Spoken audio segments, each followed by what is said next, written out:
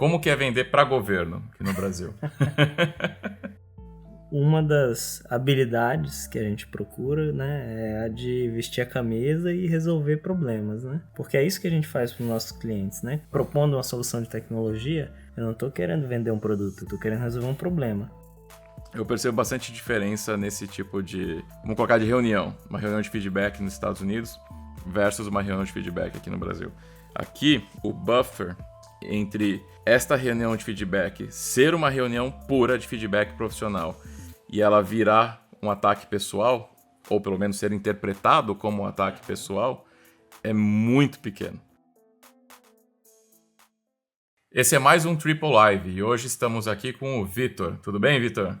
Tudo bem, Thiago? Eu Tranquilo. vou começar bem leve. O meu padrão é começar leve, tá? Como que é vender para governo aqui no Brasil? Começou tranquilo, né? Acho que daqui pra frente as perguntas vão ser mais tranquilas. Então vamos focar nessa aqui. Essa é a mais tranquila.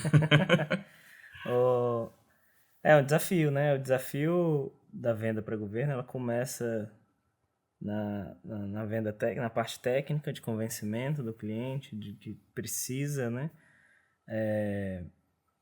O ciclo de venda é muito longo, né? Assim, o ciclo de venda médio, 2 anos e meio. E, assim, é desafiador, mas tem muito espaço, né? Porque até pelo ciclo longo muita gente desiste. Uhum. A parte de convencimento técnico é a parte que mais me encanta dessa parte de vender para o governo. Então, trazer uma solução inovadora, posicionar ela bem para o cliente, resolver um problema dele e tracionar essa venda por 2 anos e meio. Né? Aí trocam as pessoas, você começa de novo. Então, 2 anos e meio quando não mudam as pessoas. E como que é esse processo aí que eu vou chamar tipo uma anamnese? Tipo, porque no mercado privado, muitas dessas demandas vêm do cliente, né? Ele, tô precisando de tal solução, temos um problema aqui, quem pode me ajudar a resolver? Pelo que eu estou entendendo do teu, é um pouquinho ao contrário, em que talvez vocês que têm o olhar crítico de falar até para o cliente, não, olha, mais ou menos esse caminho que você deveria trilhar para você estar mais protegido, mais bem organizado e tal? Ou é o cliente que levanta a mão e fala, mercado, eu estou pensando em arrumar alguma coisa aqui em casa, quem pode me ajudar? Ou é mais de você para eles? Tem dos dois, né? A que eu mais gosto é a que a gente vai atrás, né? Que demora mais, é mais desafiadora, mas também assim, o ciclo de venda é maior, mas você traz um convencimento muito mais próximo de você como ajuda, né? Então ele olha para você como Uma parte da consultoria uma ali parte da interna. consultoria que você está prestando para ajudar ele no desafio do dia a dia dele. Porque tem a outra parte também, o mercado, estou precisando trocar meu firewall. Isso acontece, né? No governo também. Uhum. Então, mas não é essa venda que a gente procura fazer, né? Enfim, lá a gente procura convencê-lo que ele precisa começar a pensar diferente.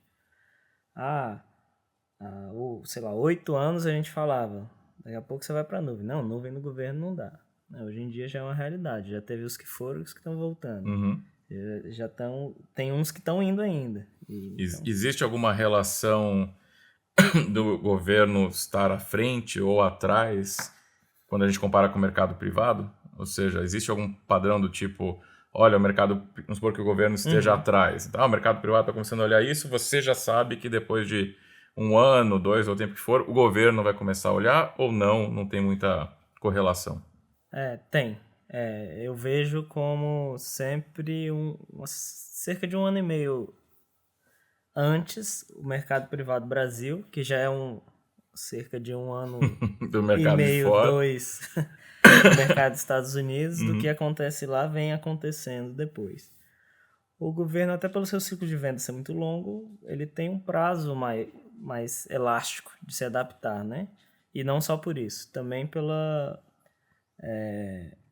você imagina que se você inicia um processo e vai levar 2 anos e meio, se você iniciou 2 anos atrás, você não tem como inovar tão rápido. né? O desafio é maior, né? Para trocar o rumo. Sim. O ciclo eleitoral afeta em alguma coisa desse processo ou não?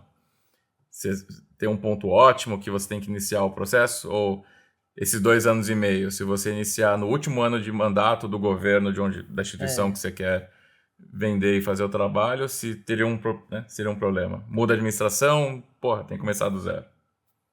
Bom, muda a administração, tem que começar do zero sempre. Mas antes a gente tinha uma visão, né, sei lá, uns 15 anos atrás, ainda tinha uma visão onde tinha um ponto ótimo e a gente conseguia fazer esse trabalho perpetuar. Nos últimos anos a gente não tem essa certeza de ponto ótimo em lugar nenhum. Várias mudanças ocorrem no meio do ciclo fora do ciclo eleitoral, né? Antes, depois, no meio, mudanças, reacertos, e muda ministro, e muda todo o time para baixo, iniciam-se de novo os processos. Então, assim, hoje é mais difícil, mas claro, num ano transitório, é sempre desafiador, né? Que quem executou para trás ainda está entregando, então quem chegou está pagando o que o outro executou, mas para mudar o projeto e fazer outra coisa vai demorar muito mais tempo. E acontece muito de projetos já implementados serem mudados ou uma vez vendido vai até o final do contrato? Não, quando se tem contrato costuma se cumprir, a não ser que se prove que não foi executado, né? Então, o que está contratado tem que entregar e quem assumiu tem que, inclusive, pagar, né? Quem assumiu no lugar da outra pessoa precisa continuar honrando os compromissos perante aquele contrato.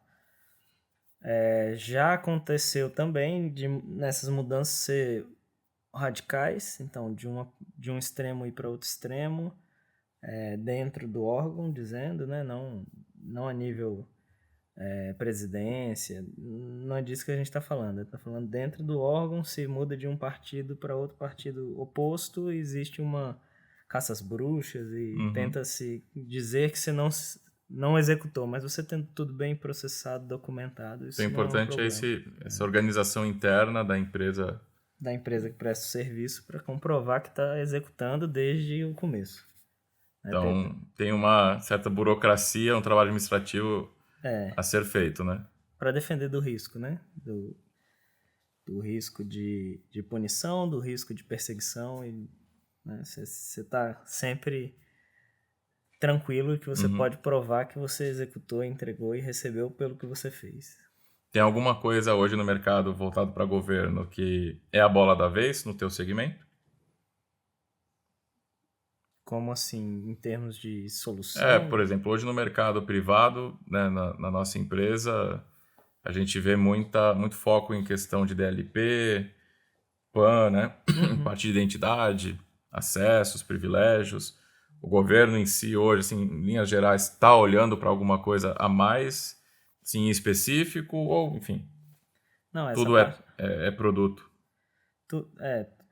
Tudo é produto. Hoje, esse ano, ano passado e esse ano, começaram a surgir os projetos mais diferentes, né? Assim, diferentes que eu digo fora de renovação de firewall e de contratos existentes, endpoint e tudo. Então, tem se falado mais, principalmente em identidades, então, parte de TDR, proteção de identidades, cofres de senhas, acessos privilegiados, toda essa parte de identidade ela tem tomado bastante espaço, e também a parte de auditoria de acesso, auditoria em cima de acesso a banco de dados, acesso a dados da empresa. Bom, então acho que a parceria, né? Acabou de citar todo o portfólio da Netrix, né? Legal. Não, pois isso tem acontecido bastante, e até assim, casou justamente com o momento que a gente procurava alguma coisa para suprir essa demanda, né?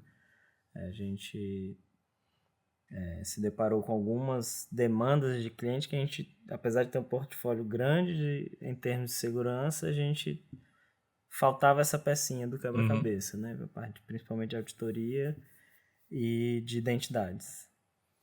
E tem algum desafio? Uma pergunta meio capciosa, assim. que você enxerga como o mais desafiador para o mercado onde você atua? Então, quando a gente olha para governo, tem alguma coisa que é única do governo, que talvez te tire o sono, que é um desafio a ser superado? Acho que assim, o desafio maior é segurar a ansiedade quando o projeto, né, você imagina, 2 anos e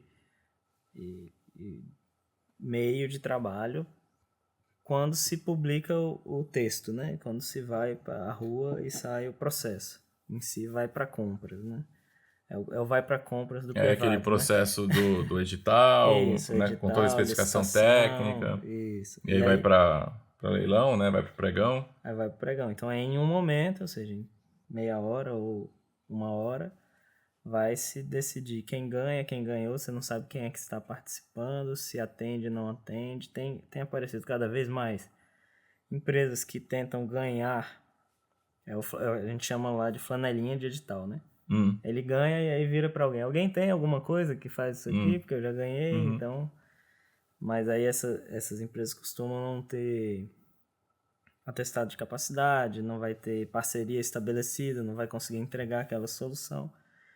E o risco maior, por isso que a gente procura parcerias sólidas, é o parceiro, nessa hora, ratear para algum lado, né? Seja para um outro parceiro que antes de começar o pregão vai dizer que ele que fez, ou que ele que atende, ou que o cliente almoça na casa dele todo dia, né?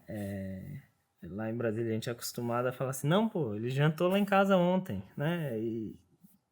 Só que ele jantou com todo mundo, né? Então, assim, acho que é assim, é segurar essa emoção no momento final, né? O trabalho todo sólido que vem sendo construído durante muito tempo, até entender como que vai ser esse jogo. Na hora, você tem 1 hora para dar tudo certo de primeira, ou para se estender o processo por 4 meses até a pessoa entrar, não entregar, não ter a solução que atenda. E como que minimiza risco? Porque, assim, o pouco que eu conheço de governo, o preço, assim como também no mercado privado, mas como o governo passa pelo pregão eletrônico, tem muito essa questão do preço, né? Existe um leilão, né? O menor preço ganha. Como o governo mitiga ou minimiza a chance de um aventureiro ganhar? Porque, né, você está entrando, você está querendo ofertar a solução com qualidade, né, com serviço, com equipe, com, enfim, uma boa solução. Como que a gente tem certeza de que, pô, não vai aparecer um cara com Excel dizendo que faz gestão de não sei o quê e, pô, a gente sabe que não vai atender. Mas talvez, no papel, o cara pode dar check nas funcionalidades, entende? Aham, Mas a solução é uma porcaria. Depois de aham. implementado, vai dar só dor de cabeça. Isso é um desafio muito grande e começa na parte de desenvolvimento técnico do projeto, né? A gente tem que ter, e é um desafio que a gente enfrenta e acho que os nossos parceiros raramente conseguem nos apoiar com a mesma precisão, que é com relação à competitividade. Né? Então a gente entender o mercado, entender quem que de fato pode concorrer ali, né? Nesse processo e na hora do que está sendo escrito, né, o cliente exigir de fato que se comprove documentalmente todos os pontos, é um que a gente sempre recomenda, porque já aconteceu de empresa que não tem solução dizer, não, eu consigo fazer, eu faço aqui para você. Aí o cara, tipo, vai fazendo enquanto, né, é o fake it until you make it, né? Finge que Assim, tem e vai empurrando com a barriga. isso, e aí a gente tem assim, N casos desse tipo, né, em bancos, empresas públicas grandes, que a gente vê que a solução ganha, passa-se o contrato de 24 meses, na hora de renovar, ainda não entregou, e assim, quem perdeu fica de fora, né? Você não sabe direito você não tá dentro do cliente para saber se tá entregando, de fato ou não tá. E com mais promessas fala assim, em 6 meses eu entrego e renova, e ainda se renova. Mas... O, o cliente, o órgão não tem uma ferramenta para 3 meses de contrato e não com 24, fala, cara, porra, não dá. Não, tem. Né? Essas cláusulas contratuais, elas existem, mas, assim, em alguns casos não são aplicadas, porque se acredita que vai entregar ou não se está usando naquele momento, e aí quando precisa não tem, e já passou-se muito tempo, mas todo mês é passível, a todo mês ou a todo instante é passível de fiscalização e o órgão, o cliente, alegar inexecução contratual, né? E aí multa até que arrume, podendo chegar a tantos por cento em rompimento do contrato, devolução.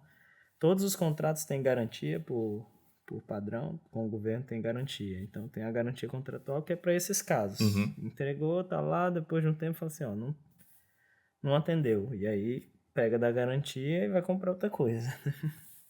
E tem alguma punição pro Tem.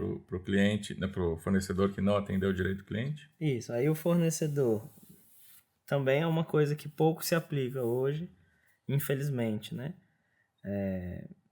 Essa punição, porque ela existe, ela está na lei e se deveria executar mais. Eu não sei se por pena ou ou por falta de braço mesmo para executar o processo administrativo contra aquele fornecedor até o final, não se executa. Então, assim, o caso da licitação mesmo, tem assim, tem o caso de umas 10 licitações do ano passado que entraram as mesmas 3 empresas, sempre ganham, o preço é sempre baixo, mas nunca tem documentação para entregar. Aí falo, você entrou para quê? E no final eles levam o contrato? Não, aí não levam, só toma tempo de todo mundo, né? É um gasto administrativo para o órgão que tem que pegar aquela documentação, separa um servidor. O pregoeiro tem que analisar a parte de habilitação, a equipe técnica analisar a parte técnica, e tudo isso são horas de trabalho e se desperdiça um bocado de tempo.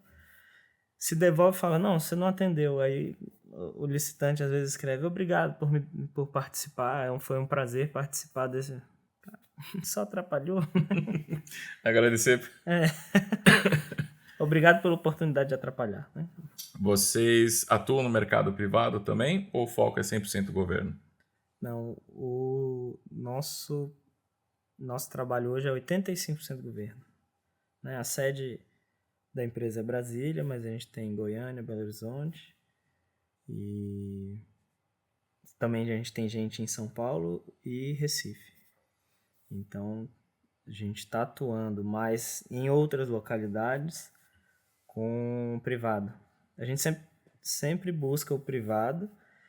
A gente não tem atacado ainda com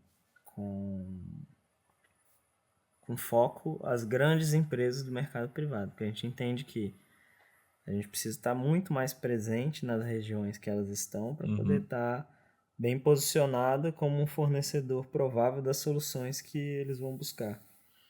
E não é o caso, mas em pequenas, médias empresas e provedores de internet a gente tem atendido de norte a sul do Brasil inteiro. Então, da tua empresa, qual que você acha que é a vantagem competitiva que você tem? É no setor público? No público o conhecimento, né? E assim, a expertise, a empresa nasceu disso, ela sabe fazer muito bem. No privado, a flexibilidade e conhecimento técnico. Então, conhecimento técnico que hoje em dia, aliás, é raro de se ter e se manter, né? Então, a flexibilidade, o tamanho da empresa era pequeno, então uma empresa considerada pequena, ela tem mais flexibilidade de processo, de atendimento, ela consegue, talvez, né, entregar com mais qualidade, não necessariamente o serviço em si, né? E quais os desafios de uma empresa pequena versus as grandes? O que você sente no teu dia a dia que é o grande desafio operacional que vocês têm? Como uma empresa pequena, as poucas pessoas têm muitas funções. Então, desafios. Às vezes, férias coletivas, né? Que se dá no final do ano. É difícil de sustentar a operação acontecendo, né? É claro que a equipe técnica nunca para, né? A gente tem SOC 24/7, então existe toda uma operação que não para e que a gente não deixa cair a qualidade do serviço. Mas atividades comerciais e pré-venda, às vezes, dão uma rateada quando poucas pessoas saem, né? Ou férias ou que saem, né? Mudam, né? A pessoa, perdemos uma pessoa comercial, ela saiu. Ficamos um tempo com atuação comercial 30% menor. Desfalcado, E aí, assim, na parte de pré-venda a mesma coisa, parte técnica a mesma coisa. Então, se sai um técnico de pré-venda qualificado, quanto tempo que a gente vai levar para ter um do mesmo nível, né? E assim, vamos ter que adaptar as outras peças. A gente tem feito várias redundâncias dentro da equipe para tentar conter esses altos e baixos de atendimento de equipe técnica, né? Mas, assim, no final vou eu, né? Sim. Como eu costumo me certificar de todas as tecnologias primeiro do que a minha equipe. Então, no final, eu sei bem, antes até de avaliar a solução para trazer, eu tenho que entender primeiro para ver se faz sentido, se tem a maturidade, se é do tipo que a gente costuma entregar, com qualidade, sem grandes dores de cabeça, até porque a gente tem uma empresa pequena, né? Então, tipo, uma solução que toda hora dá problema, que é espalhada em toda a empresa, a gente costuma correr dela. Sim, vai onerar muito a operação, né? A operação é pequena, né? É enxuta e ela tem que estar ali para resolver problemas pontuais, né? Não problemas cotidianos de soluções menos robustas, digamos assim. Um dos grandes motes aqui do podcast, né, do Triple Live, é compartilhar conhecimento. Uma preocupação que a gente tem com relação, né, ao Brasil, obviamente, isso pode ser uma verdade no mundo inteiro, mas olhando especificamente para o Brasil, que é nossa casa, né,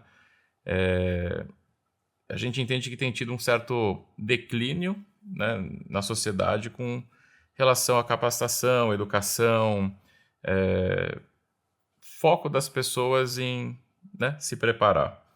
Então a gente aqui gosta de dar o nosso 2 cents, né, de insights e coisas do tipo. Então, uma pergunta que a gente sempre se depara aqui é com relação à capacitação do mercado. Então, no seu mercado aí de tecnologia, cyber e tal, como que você tem enxergado isso? Como que está, né, o nível da mão de obra no mercado? Está fácil achar profissional? Não está fácil achar profissional? Como que está? Tá difícil achar profissional, né? Bem direto, né? Formar também nesses últimos 5 anos, mais ou menos, tá um pouco complicado formar os profissionais. A gente tem competido muito com o mercado de fora, né, ganhando em dólar, então, né, a parte de desenvolvimento tem sofrido bastante essa pressão do recebimento em dólar com o câmbio atual. E, assim, eu tenho observado uma tendência da mão de obra tá pensando muito não em ralar para fazer, mas de pegar os atalhos. Então, inteligência artificial tá aí para ajudar, mas você precisa entender o conceito para você usá-la. Senão, ela vai te dar a mesma resposta vazia que já se tem no Google e não precisaria de um profissional, né? Sim. Então, os talentos hoje em dia, eles... O que a gente filtra, né? Quando a gente peneira ali, o que fica na parte de cima, são os que têm se dedicado, se empenhado mesmo, né? Isso acho que não vale deixar de falar que precisa-se de um esforço e de um empenho para se crescer profissionalmente, né? Não existe um atalho, uma ferramenta que você vai usar que vai te dar esse atalho para você já virar sênior só com consultas. Não cai do céu, né? Não cai. Então, assim, pode até cair para resolver o problema A e o B, mas quando vier o C, você vai ter que voltar até o A e aprender tudo de novo para conseguir resolver o C. Então, o que eu tenho visto? Tem faltado base, né? Ou aprofundamento técnico na formação, na cadeia. Um ponto positivo que eu tenho visto é muitos cursos gratuitos aparecendo, né? Então, grandes empresas, grandes fabricantes têm colocado cursos gratuitos de capacitação, fundamentals, de todo tipo, em segurança, em SOC, em networking, tem aparecido bastante esses fundamentos. Mas o que eu tenho visto, poucos têm usado, né? Assim, tem se capacitado pensando assim, vou empilhando esses conhecimentos e eu atinjo um outro nível e consigo empilhar mais e continuar crescendo. Então, tem se buscado muito o atalho. Fiz um básico, agora eu quero só crescer, né? Agora Fiz o básico e eu já acho que eu sou sênior. eu já vou crescer agora. Daqui pra frente, eu já sou especialista. Sim. E assim, tem se destacado muito quem faz o básico mesmo, né? Quem faz o básico e cria uma base, já tem já tá um pouquinho... uma empregabilidade razoável, ainda mais num momento de falta de mão de obra, né? Mas como que você, como empresa, ataca essa questão da capacitação profissional? Porque a tendência que a gente fala muito, né, ultimamente, tem ainda disso acontecendo bastante, esse job hopping, né? A pessoa troca de emprego cada 4 meses, 6 meses, 8 meses, 1 ano, o que for. O que geralmente, em condições normais, é um tempo não suficiente para começar e terminar alguma coisa. E está em busca, às vezes, só de um incremento salarial, às vezes até nada expressivo, né? Mas faz a escadinha, né? Vai tentando acelerar o ganho. No mercado como o nosso, de tecnologia, de cyber, em que a capacitação é importante, o treinamento é importante, o onboarding pode ser muito longo, porque você precisa capacitar a pessoa em diversas ferramentas, tanto de base quanto do portfólio da empresa, enfim. Como fazer? Porque é um contrassenso, né? Eu preciso de tempo para capacitar, mas o mercado não dá esse tempo, né? Como é que você treina alguém que vai ficar 9 meses com você? Isso é... A gente, né? Eu costumo filtrar os currículos que já tem essa mudança muito frequente né? Assim, já não considero como relevante, não vai... O Gabriel tá atrás da câmera, a gente estava conversando disso um tempo atrás e você vê como é verdade, né? Só para contextualizar, a gente estava conversando do seguinte, que tem uma série aí de influencers, enfim, na internet que pregam isso e dão alguns conselhos, na minha opinião, esdrúxulos, né? E um deles é esse. A pessoa que, troca de emprego rápido, ou seja, não existe mais essa de fazer carreira ou de ficar num lugar muito tempo, não tem ganho nenhum de você fazer isso. Você consegue o ganho pulando de emprego. Então a gente estava conversando disso, de que é um conselho esdrúxulo, é uma coisa que não faz sentido. Na foto ou no vídeo curto, né? Se eu olhar ali em 1 ano, 1 ano e meio, ok. Né? Tinha uma pessoa ganhando 100 aqui, ela está fazendo carreira num lugar, investindo em si, investindo na empresa, produzindo. E essa outra pessoa que fez júnior, pleno, sênior, pulando de 2, 3 empregos em 1 ano e meio, ok. Nesse momento, esse cara está na frente em questão salarial. Mas e no filme, longa-metragem? Quem vai estar lá na frente 10 anos depois, 8 anos depois? Esse cara, depois do 3º, 4º emprego que ele pulou, ele perdeu a empregabilidade. É difícil incutir agora nesse cara a imagem de que ele começa, conduz e termina alguma coisa. Né? Isso que eu ia falar. Entrega, né? Não entrega um projeto, não conclui, não traz resultado de fato para a empresa. Isso a gente falando de área técnica, a área comercial, mesma coisa, né? A gente está falando de projetos governo. Quem muda de empresa de ano em ano... Não vendeu nada. Não vendeu nada dele, né? Dele. Pegou alguma coisa andando e entregou. E aí o problema é que se apropria, né? Eu lembro de algumas entrevistas aqui, estou lembrando de uma em particular, que a pessoa tinha esse currículo, eu não sei por que a gente estava entrevistando, mas enfim... 7 meses num lugar, 5 no outro, 8 no outro. Aí aquela máxima de sempre, né? Nenhuma dessas atuações anteriores a saída é culpa dela, é culpa do mercado, é culpa da empresa, a empresa fechou, faliu, fechou a BU, não sei, mas nunca é dela. Mas ok, beleza, conversando. E aí, quando a gente perguntou, o que você fez, ou fazia, na tua última atuação? Era uma atuação de 5 meses, 7 meses, algo do gênero. Ah, história para tudo. Não, fizemos um projeto disso, implementamos não sei o quê, e aí eu vendi isso, já aconteceu aquilo. E eu pensando ali, mas espera aí, em 5 meses, 7 meses, o tempo?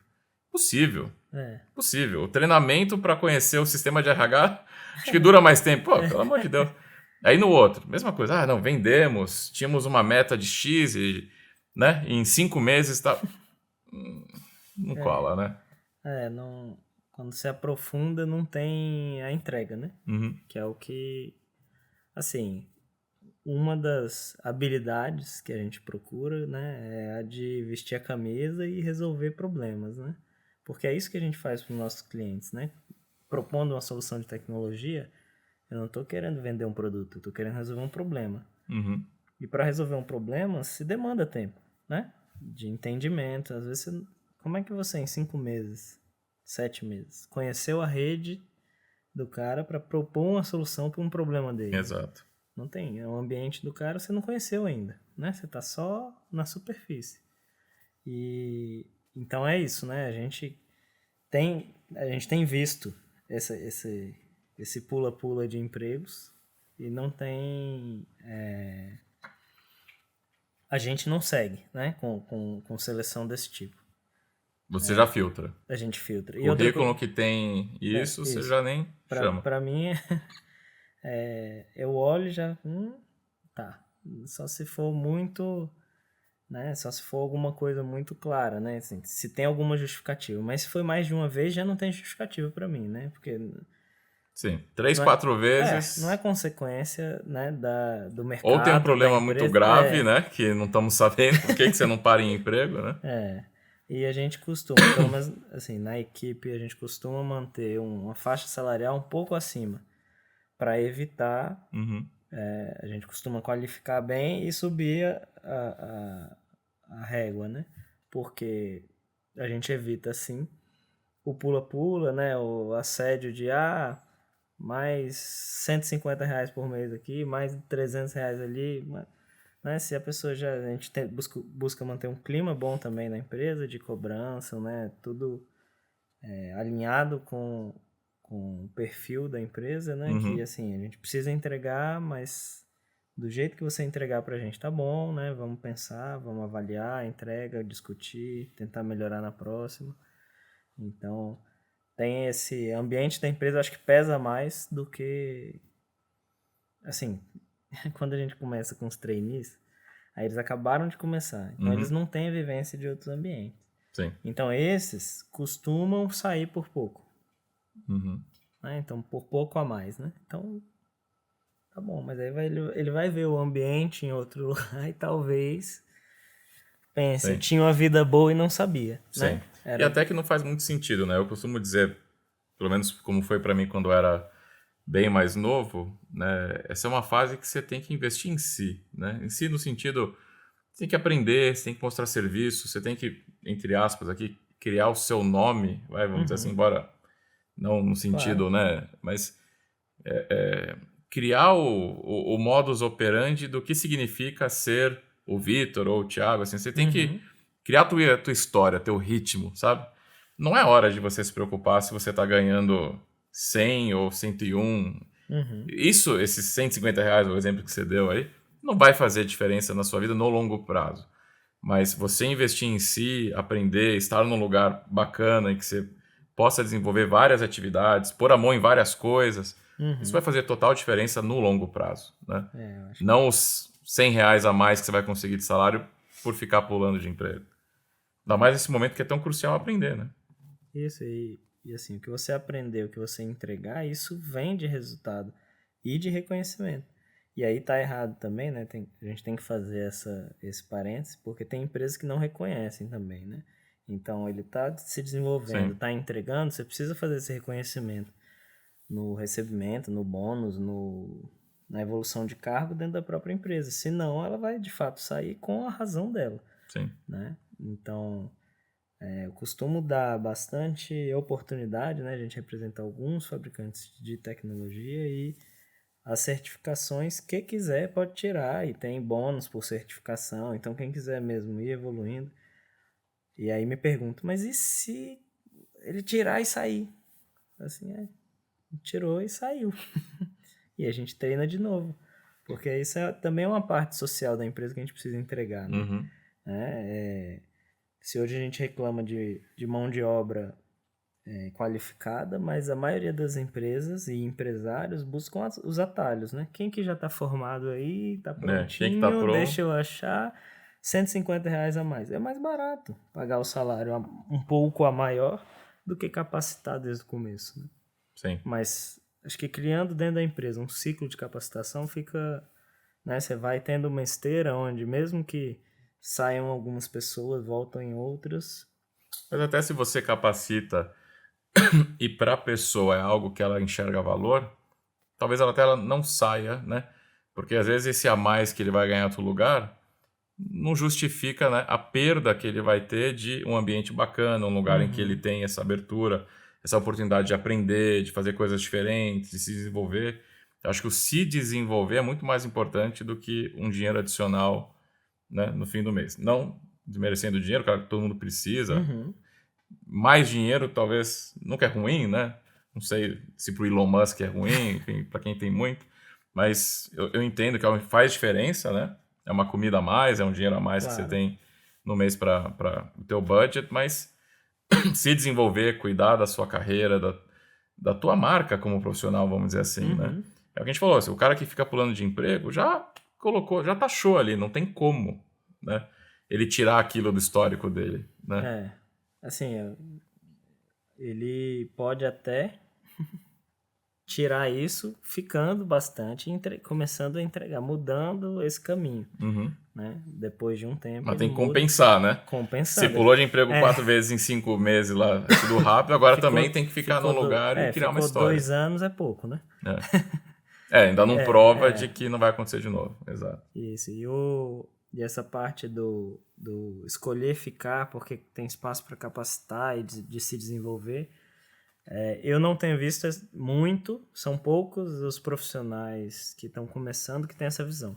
Eu preciso mesmo me esforçar agora, é hora de eu arregaçar a mão, Então, trabalhar. O pessoal está mais focado nisso, em se desenvolver do que ficar... Não, eu acho que não estão focados em se desenvolver. Assim, ninguém que está começando a carreira está olhando para isso, são raros. E aí esses se destacam, né? Os que ficam. Os que ficam e vão evoluindo, pelo menos na nossa empresa, vai se destacando. Os outros que pulam de empresa, daqui a pouco, eles só pularam, né?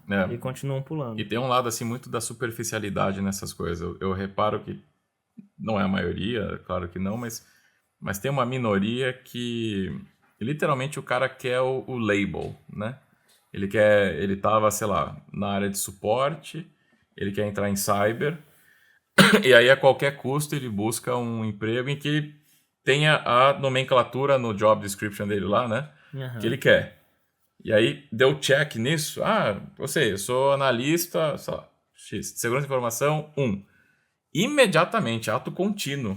O cara já quer sair para ir para outro lugar para ser 2, para ser não sei o quê, para botar aqueles pipes no LinkedIn, né? Que tem eu sou analista / desenvolvedor, coordenador. E é uma questão de label, né? Tá linkado ao que a gente está falando de job hopping, né? De ficar pulando. Mas é nítido, assim. Ok, esse é o meu job role, agora vou arrumar outro. Estou dentro do mercado, agora vou procurar outro. Pô, né? Agora que você conseguiu, agora que alguém te deu uma chance, confiou em você... A gente costuma olhar, e eu costumo, né, avaliar bastante os currículos que são submetidos com pouco tempo de casa do emprego anterior, né, assim. Aí o problema é a empresa, né, que não deu condições favoráveis, né, que, enfim. Acontece também, mas eu tenho visto mais essa parte do procurando o atalho e a superficialidade. Se eu continuar aqui, eu vou ter que aprofundar bastante conhecimento nisso aqui e virar muito especialista aqui. É mais fácil ser superficial em muitas coisas, né? Sim. E não olhar para a ferida. Acho que tem um ponto que a gente está tocando aqui que acho que vale a pena a gente cutucar, que é autocrítica, né? essa máxima de se você, aí falando para quem está ouvindo a gente, se você quando responde alguma pergunta, as coisas boas são suas e as coisas ruins é culpa do outro, já assuma que você está errado. Né? Se alguém te perguntar, legal, o que você fazia na outra empresa? Eu fiz isso, eu fiz aquilo, eu vendi, eu fiz acontecer. Ok. E por que você saiu? Porque o mercado não estava bom, a empresa estava mal das pernas, ou X, né? O chefe não era legal, ou qualquer que seja o motivo. Fala, eu te garanto que você está errado. Né? Porque, assim, fica contraditório, né? Igual que você falou da entrevista que você fez. Não, entregamos o projeto tal, em 5 meses aquilo, também o projeto, também vendeu. E às vezes o cara é de vendas, hein? E por que saiu? Não, e às vezes o cara vendi, fiz acontecer, vendemos pra cá, bater uma meta, superamos, e em 5 meses foi mandado embora. Mas peraí, por quê? Não, porque a empresa estava mal das pernas, não tinha dinheiro. Mas peraí, você acabou de falar que estava vendendo a rodo. Como não, né? E tá bom, se for verdade que a empresa estava mal das pernas, mas você vendeu tudo isso, porque você tinha que ser o último a ser mandado embora. Em tão pouco tempo vendeu isso tudo? Sim, concordo.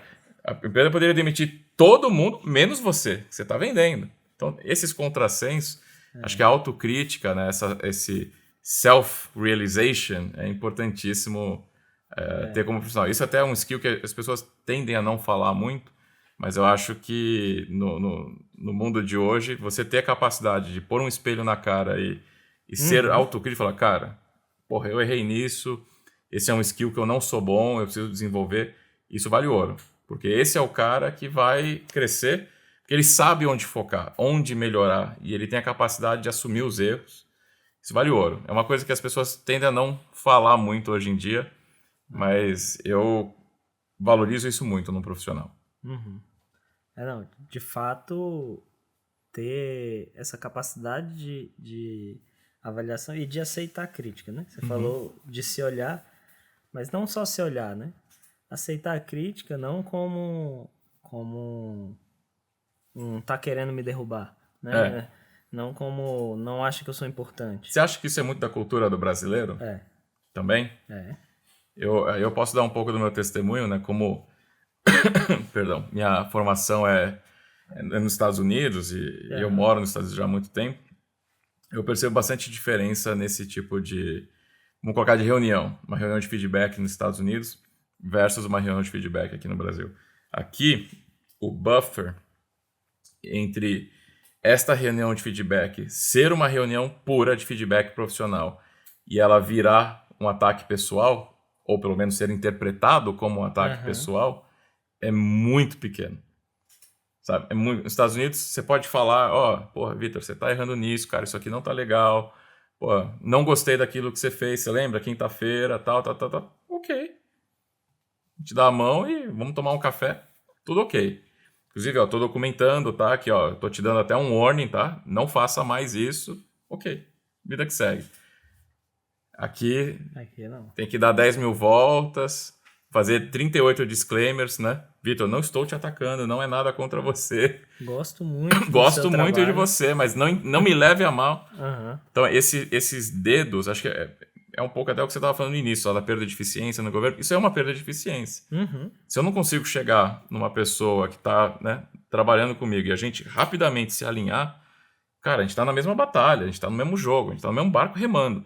Se eu não consigo chegar para você e diretamente falar, cara, porra, melhora nisso, porque se você melhorar nisso, a gente vai mais longe, é um erro, né? É uma fraqueza nossa como sociedade, né? Porque não há melhoria rápida, não há desenvolvimento rápido se você não tiver autocrítica, seja sua ou aceitar crítica do outro. Isso é verdade. E assim, às vezes é difícil você mesmo reparar o que você está fazendo de errado. Acho que é muito importante. Exato. Então, se alguém vem e te aponta, na verdade, isso é uma dádiva, né? Isso é uma... Porra, vale ouro. Você tinha que pagar a pessoa, né? Porque ela tá vindo e falando, isso aqui não tá legal. Pô, isso tem valor, né? Tem. E, assim, muita gente não sabe fazer a crítica, né? E costuma expor de fato a pessoa em público, né? Em uma reunião Sim. com muita gente, não precisa, né? Crítica você pode fazer pontualmente para a pessoa. É aquela máxima, né? Elogie em público, critique no privado. Né? E aí, então, assim, esses feedbacks de construtivos, né? Mas são muito complicados. De fato, no Brasil, a gente precisa melhorar um pouco essa parte de receber a crítica sem falar no mais você também, sim, né? Porque fala assim, aquele dia você errou, mas você também não fez. Tá. Não interessa, né? Não interessa. E isso a gente tem até como questão até social, né? Sei lá, o guarda vai e te multa. Fala, pô, mas não era só eu que estava andando acima da velocidade. Não interessa, mas você estava andando. Você estava, paga a multa. Não, você estava errado. Esse é um pouco, acho que na nossa cultura a gente precisava melhorar. E o que me choca, só um ponto aqui que me veio, que assim, as empresas pagam para serem criticadas, certo? Quando você contrata uma consultoria, uma empresa grande vai lá e contrata uma McKinsey, fazer um projeto para avaliar onde melhorar, onde estamos errando, né? Um estudo, paga-se caríssimo por isso. Por que na pessoa física, vamos dizer assim, a gente no individual não aceita quando alguém vem e fala, cara, aquilo lá não tá legal, melhora. Pô, você poderia, na verdade, pagar pra alguém fazer isso pra você. Cara, me acompanha e me fala onde eu tô errando, certo? Me ajuda aí. Se alguém te dá isso de graça, agradeça. Não critique o cara, né? Tem um lado que as pessoas erram na forma de fazer, mas também tem um lado de não aceitar. E aí, uma coisa fica levando a outra, a gente não tocar no assunto. Eu acho que até a forma de fazer é um pouco também cultural e também um pouco de inexperiência. Como a gente não faz, né? Isso. Como é uma coisa que não é bem... A gente faz pouco, né? A gente não faz isso no dia a dia. Vou até te dar um exemplo bem prático, né? Nos Estados Unidos eu faço parte de uma organização de empresários. Aqui no Brasil também tem, mas ela não é tão conhecida aqui, porque obviamente é menor. Chama EO, Entrepreneurs Organization. E existe uma série de coisas que acontecem na organização, obviamente. Palestras, seminários, cursos, parte de educação, parte social. E uma das coisas que acontece, que é até o core dela, é uma reunião mensal com um grupo, sempre o mesmo grupo de pessoas, de empresários, com quem você se reúne e existe um protocolo ali a ser seguido, né? A reunião é tão estruturada que não se foge nenhuma das vezes do script, que tem que ser, é 5 minutos disso, é 10 minutos disso, assim, é tudo protocolado e segue-se a risca. Padrão Estados Unidos. E nessa reunião é jogo aberto, com tudo. Não tem máscara, não tem, sabe, ficar dando volta. Cara, as coisas direto no ponto que você queira trazer ou que alguém queira falar de você. Então, por exemplo, na que eu participo, primeira coisa, antes de falar boa tarde, falei aí, todo mundo faz joinha assim ou joinha assim? Tá tudo ok ou você tem alguma coisa que tá pegando? E normal. Alguém faz assim e fala, na última reunião eu não gostei do que você falou, do que o Vitor falou, porque foi isso, eu gostaria que não... Ok.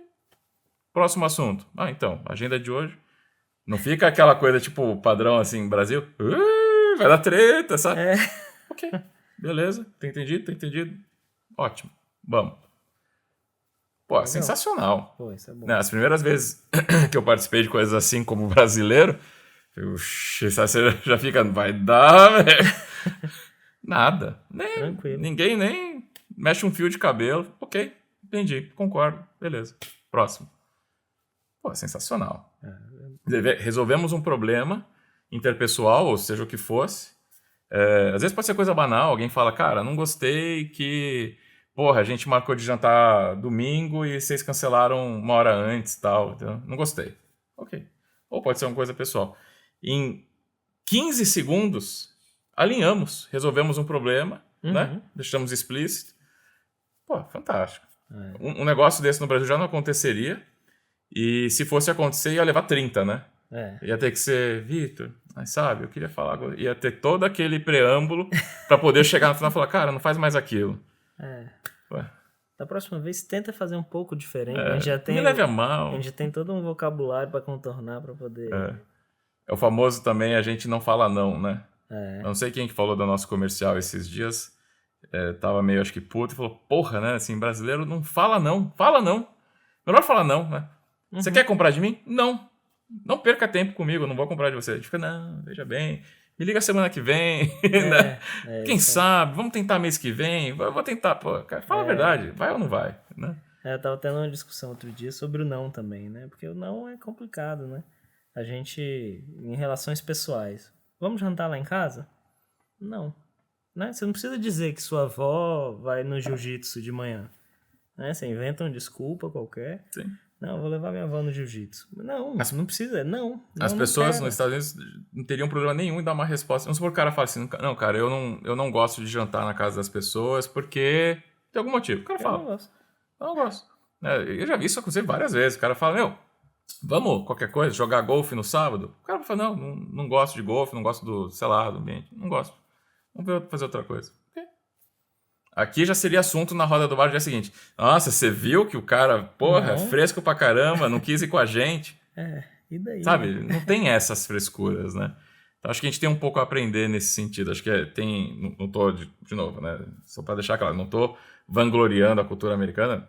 Tudo tem prós e contras em qualquer coisa na vida, mas esse é um elemento que a gente podia aprender, né? Ser mais prático, ser mais pragmático, mais direto ao ponto, aceitar a crítica. A gente cresceria muito como sociedade se a gente conseguisse incutir isso na nossa cultura, né? Fazendo um contraponto, né, que com relação à cultura brasileira, a gente tem observado na nossa equipe técnica, pelo menos, assim, no time que a gente forma, no brasileiro de maneira geral, um perfil mais inovador, mais se vira, né, com o que tem. Então, assim, essa é uma característica muito interessante que a gente tem aqui, né? E que, claro, né, como todo talento precisa aprimorando, né? Precisa, né, de esforço para performar melhor. Mas essa é uma característica de não ser quadrado e, né, ou é sim ou é não, né, é interessante, mas ao mesmo tempo se precisa dizer não quando precisa dizer não. Exato. E precisa buscar soluções. Eu acho que tudo é um degradê na vida, né? Acho que essa questão da gente ser criativo, ser fora do quadrado é legal, mas acho que a gente perde a mão. Criatividade demais, esperteza demais, né? Acho que sabemos que a gente tem esse traço cultural no Brasil, não precisamos nem entrar muito no detalhe, mas a gente tem essa característica no Brasil. E também, claro, né? Acho que essa crítica pode ser feita um pouco à cultura americana de talvez ser quadrado demais, by the book demais, aquela... Não sei se você lembra de um filme, acho que em português devia se chamar alguma coisa como Dia de Fúria, ou algo do tipo. Eu não lembro a história, mas o cara tinha acabado de ser demitido, a esposa dele largou ele, o cara tava tendo aquele dia horroroso, e aí ele entra no McDonald's, algum fast food nos Estados Unidos, e pede um café da manhã. Fala, eu queria um muffin, um omelete, sei lá o quê. Aí o atendente com aquela cara de nada, assim, olha para ele e fala, senhor, não temos café da manhã. Aponta pro relógio. É 10:01. Café da manhã é até às 10. Aí o cara, talvez começa a espumar, e aí o Jennifer, ele, enfim, filme, né? Ele metralha o lugar inteiro, destrói, joga uma bomba. Entende? Assim, regra é regra, ok, mas, né?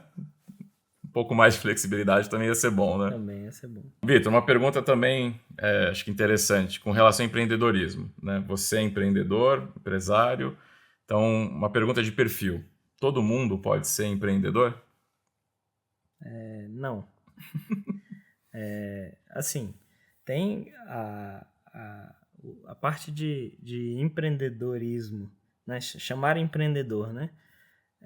Depende do significado que você usa para empreendedor, né? Porque a gente tem visto alguns, né? Empreendedor é o quê? É o que tem o seu próprio negócio, tem uma ideia, ou ele executa, ou ele participa de uma ideia em algum lugar. Ele é empreendedor inovando dentro do que ele faz, ou ele de fato se torna um empresário empreendedor, que ele tem uma empresa e vai empreender naquele segmento. Né? Acho que muitas pessoas, assim, as pessoas tendem a olhar só para si, só para o que faz. Então ela quer reconhecimento pelo que faz. Então, se eu sou da área técnica e eu que entrego quase todos os projetos, eu acho que eu poderia também ter uma empresa que aí eu faria tudo sozinho. Se eu sou o comercial que vendo os projetos, eu também poderia ter a minha. Que eu vendo, né? Eu que vendo, eu poderia Eu levo a empresa nas costas. Geralmente esse é o sentimento, independente de quem seja. Isso. E aí... E a gente já viu acontecer algumas vezes, né? De tentativas que não dão certo. Algumas? Algumas. Poucas. Porque, na verdade, você precisa de outras habilidades, né? Você precisa entender. Hoje, para ser empresário, empreendedor, você precisa ter vários conhecimentos em vários setores, né? Termos administrativos, de maneira geral, contratação, como que faz, como que é, regime de contratação, implicações legais. Jurídico, então, em termos jurídicos, com relação à contratação de pessoas, com relação à análise de contratos de cliente, com relação... Sim. Risco do negócio, risco sistêmico, risco de cyber, se for a atuação da pessoa. Isso. Um monte de coisa. E todas as outras partes de gerenciamento de pessoas. Então, assim, você pode ter ser muito bom naquele pedaço. Uhum. O empreendedor, ele gerencia o seu próprio tempo. Aí eu faço uma pergunta para você. Você tem você organiza a sua agenda, né? Claro, você trabalha quando quer, faz, né? Só que Se o quando quer significa sempre, sim. É isso que eu ia falar. O quando quer, na visão de quem quer ser o empreendedor, por ser, né? Pelo status ou pelo... Sim, Né, que é uma palavra glorificada, né? Um pouquinho. Tem um glamour ali. Ele acha que pode parar de trabalhar quando quer. Eu não posso. Não sei você, mas... Não, o pessoal tá aqui de testemunha. Teve dia semana passada que eu comecei a trabalhar às 2 horas da manhã. E fui até 8 da noite, 9 da noite. Então, se essa questão, né? O empreendedor faz a própria agenda, trabalha quando quer. Se isso significa trabalhar sempre e não desligar nunca, vai dormir pensando, acorda pensando, sonha com o trabalho, sim. A escolha. O pessoal olha só para quando pode não trabalhar à tarde um dia, por exemplo, né? Então, mas ninguém quer ficar até 2 da manhã. Então, assim, tudo bem não trabalhar à tarde, sabendo que eu posso ter que trabalhar o sábado e o domingo, e mesmo assim, na segunda tá de pé e trabalhando. Então, eu acho que é aquela questão que a gente falou nos outros assuntos dos atalhos, né? Que estão procurando os atalhos. O atalho eu quero ser, mas eu não quero, né, também me esforçar para ser, né? Eu só quero chegar lá para poder, na sexta, não trabalhar. Aí quero ter que trabalhar sábado? Não, também não. Sim. E tem umas outras características que são, às vezes, negligenciadas, que é o apetite a risco, né? Ou a sua tolerância a risco. Naturalmente, por ser empresário ou empreendedor, a sua exposição a risco se torna muito maior. E nem todo mundo é ok com essa situação. Tem um lado também de... O empreendedor, o empresário também, mas o empreendedor ele tem que ser um pouco visionário, ele tem que ser um pouco até meio cego, dizem, ok, eu sei qual é o pior cenário possível, eu sei o que pode significar uma hecatombe para mim, mas dane-se, eu vou. Né? Então o cara tem que ter consciência do risco, ao mesmo tempo que ele fala, ok, mesmo assim eu vou para frente. Nem sempre isso é natural para né, algumas pessoas. E tem uma distinção, pelo menos que eu faço, eu até tive uma conversa recente com uma pessoa lá nos Estados Unidos e eu falando com ele e tal, de coisas empreendedoras, e ele falou assim, vou já falar assim, eu não sou empreendedor, eu sou um business owner, eu sou dono de uma empresa, mas eu não sou empreendedor. E na definição dele foi, eu não tenho visão, eu não penso nas coisas, eu sei fazer uma coisa muito específica, ele estava no mercado de seguros, alguma coisa assim, e eu sei fazer isso, e é isso que eu faço, e culminou de eu ser dono de uma empresa que faz isso. Mas é só isso que eu sei fazer. Eu não sou empreendedor, eu não vou pensar em soluções e isso e aquilo. Ok, perfeito. O cara tem total conhecimento do que ele é e o que ele não é. Né? Então ele está feliz onde ele está. Então esse também é um outro lado. As pessoas hoje em dia, talvez até por influência de redes sociais, nesse meio digital, vangloriam muito algumas coisas, né? Sem conhecimento de causa exato. Nem tudo que soa bonito ou soa bom vai fazer todo mundo feliz, entende? É aquela coisa assim, até de criança. Eu quero jogar futebol igual o Neymar, ou seja quem for aí. Será? Nem todo mundo vai ser feliz jogando bola. Mas jogar bola deve ser mó legal.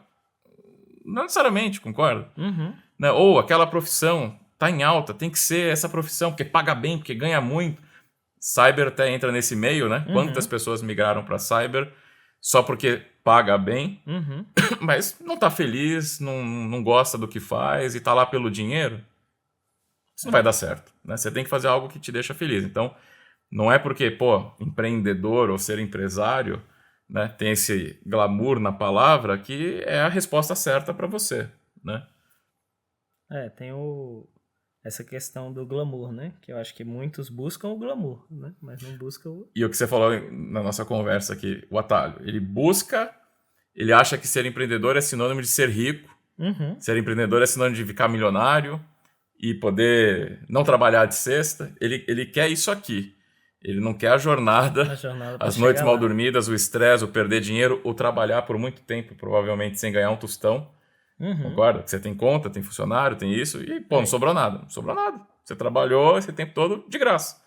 Isso é ok, eu tenho que me virar. Né? E se preocupar com as entregas, porque tem muita gente dependendo dessas entregas, todos os funcionários, todas as pessoas que trabalham juntos, o cliente que precisa receber, e você não dormir por conta disso, ou você quer, né? Porque também tem perfil, né? A pessoa às vezes quer só, né, trabalhar, atingir o glamour, mas não quer se esforçar e não dormir algumas noites e ralar de madrugada, enfim. Acho que dá para dizer, óbvio que eu não sou fã de nenhum statement assim que seja absolutista, sabe? Como se aquilo fosse 100% verdade, porque acho que nada na vida é 100% verdade. Sempre tem nuances e divergências, mas eu acho que assim, para quem está ouvindo, se você sonha em ser empreendedor porque você acha que você vai ficar rico, ou se você sonha empreendedor porque você acha que em sendo empreendedor você é dono do seu tempo e você vai trabalhar quando você quer, de onde você quer, se são essas as premissas, ou porque você quer só colocar o crachá João ou Maria, empreendedor, né? Não seja, não venha para esse caminho porque vai ser frustrante, porque ser empreendedor não é isso. Não...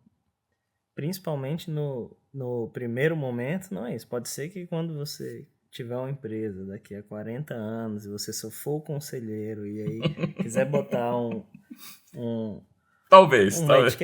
Talvez você bem possa talvez. E ainda assim, eu acho que você não vai dormir. Não vai se preocupar e não vai poder tirar férias quando quer, quando puder, né? Exato. Legal. Maravilha. Vitor, obrigado pelo papo. Prazerzaço estar contigo. Obrigado por vir. Eu sei que você veio de longe. Espero que você curta um pouquinho aqui a região e espero que a gente tenha a oportunidade de fazer mais uma dessa em breve. Vamos sim, com certeza. Obrigado a vocês pelo convite. Peraí. Antes de eu te deixar ir embora, como mote pra gente, assim, do Triple Live, né? Só para reenfatizar esse ponto, ter essas conversas de papo cabeça com gente, a gente diz aqui, tipo, gente outlier, né? Gente excelente, gente fora da curva. A gente, né, enfim, compartilhamos já uma série de coisas que são interessantíssimas, mas eu queria compartilhar com você um livro, eu escrevi um capítulo só, o livro não é meu, sobre insights, né, para quem quer ser empreendedor ou para quem quer ter uma carreira de sucesso. Tem alguns insights interessantes que eu coletei ao longo da vida, mas especialmente nas minhas passagens recentes por Harvard e por Columbia. Então, se você puder ler, vai ser um prazer para mim. E se você puder depois compartilhar com alguém que você acredite que vai se beneficiar, agradeço mais ainda. Tá certo. Muito obrigado. Pode deixar, eu vou fazer. Legal. Obrigado mesmo. Maravilha. Até assinado. Vai valer ouro isso aí. Obrigado, Vitor. Obrigado, Thiago. Valeu.